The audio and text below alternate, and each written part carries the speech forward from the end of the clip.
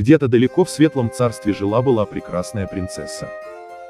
У нее были большие глаза голубого цвета, чистого и ясного, как весеннее небо.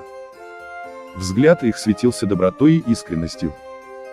Носик маленький, правильной формы, а губки пухлые, розовые, словно вишенки.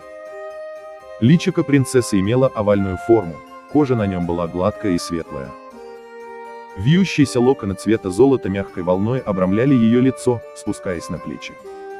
У принцессы была хрупкая, тонкая фигурка, но при этом очень грациозная и изящная. Она двигалась легко и непринужденно, как лань. На ней было длинное платье голубого оттенка из плотной шелковой ткани. Рукава и подол украшала вышивка цветочным узором нитками серебристого цвета. На шее принцессы висело ожерелье из бирюзы в серебряной оправе. Волосы принцесса убирала в прическу, переплетая их лентами того же оттенка, что и платье. На голове порой красовался венок из живых цветов. В замке, что возвышался на холме, окруженный лесом, она проводила беззаботные дни своей юности. Этот замок выглядел старинным, но очень ухоженным и светлым. Высокие окна были распахнуты навстречу солнцу и ветерку. Белоснежные занавески развивались, как крылья. Во дворе цвели разноцветные клумбы, а по аллеям, обвитым плющом, гуляли влюбленные. Со стен свисали гирлянды из лент и свежих цветов. Фонтан весело журчал. В залах играла нежная музыка, для принцессы Менестрели исполняли ее любимые мелодии. А лучи заката, проникая сквозь витражи, озаряли все внутри теплом и светом. Однажды принцесса гуляла по лесу возле замка в сопровождении служанок. Вдруг раздался топот копыт, из чащи выскочил всадник на взмыленном коне. Это был юный принц из соседнего королевства, который заблудился во время охоты. Завидев принцессу, он был поражен ее красотой. Спешившись, принц вежливо попросил указать ему дорогу. Принцесса смущенно согласилась проводить его к опушке леса. По пути они разговорились. Принц увлеченно рассказывал о своих увлечениях и странствиях. Принцесса заинтересованно слушала. Казалось, будто они знают друг друга целую вечность. Когда они дошли до опушки, принц нежно поцеловал руку принцессы на прощание. Она едва смогла вымолвить приглашение в замок. Так состоялось их знакомство, положившее начало прекрасной и печальной истории любви. После встречи с принцем принцесса сильно изменилась. Ее глаза, казалось, стали еще более синими и сияющими, а на губах постоянно играла мечтательная улыбка. Девичья стройная фигурка стала словно воздушнее, а движения порывистые и радостные. Когда принцесса гуляла по аллеям сада, она часто останавливалась, чтобы сорвать цветок и поднести его к лицу, вдыхая тонкий аромат.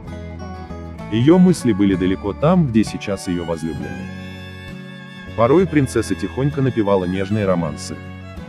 Ее голос был чистым и звонким, как ручей в лесу. Иногда в этом пении слышались грустные нотки разлуки. По вечерам принцесса подолгу стояла у окна, вглядываясь вдали, ожидая услышать стук копыт коня своего возлюбленного. Ее сердце билось в волнении от мысли о новой встрече. Так принцесса жила чувством, мечтами и надеждами на будущее. Ее сердце и душа были открыты для любви. И однажды, в один из теплых летних дней, принц тайно пробрался в сады королевского замка, где гуляла его возлюбленная. Он подарил ей букет полевых цветов, которые сам собрал в росистой траве на рассвете. Принцесса аккуратно вплела эти цветы в свои локоны. Молодые люди долго бродили по аллеям, любуясь красотой распустившихся роз и разговаривая обо всем на свете. Принц читал принцессе стихи под шелест фонтана, а она слушала его, задумчиво глядя вдаль. Когда солнце стало клониться к закату, принц повел принцессу к озеру и помог ей сесть в лодку. Они неспешно плыли по тихой воде, наслаждаясь покоем и друг другом. Воздух был напоенный ароматом лилий. Принц нежно сжимал руку принцессы в своей и клялся ей в вечной преданности. Она смущенно опустила глаза, на щеках заиграл румянец. Это были самые счастливые мгновения в их жизни. Вот так они проводили украденные минуты встреч, полные любви, романтики и очарования. Но этому счастью не суждено было продлиться долго.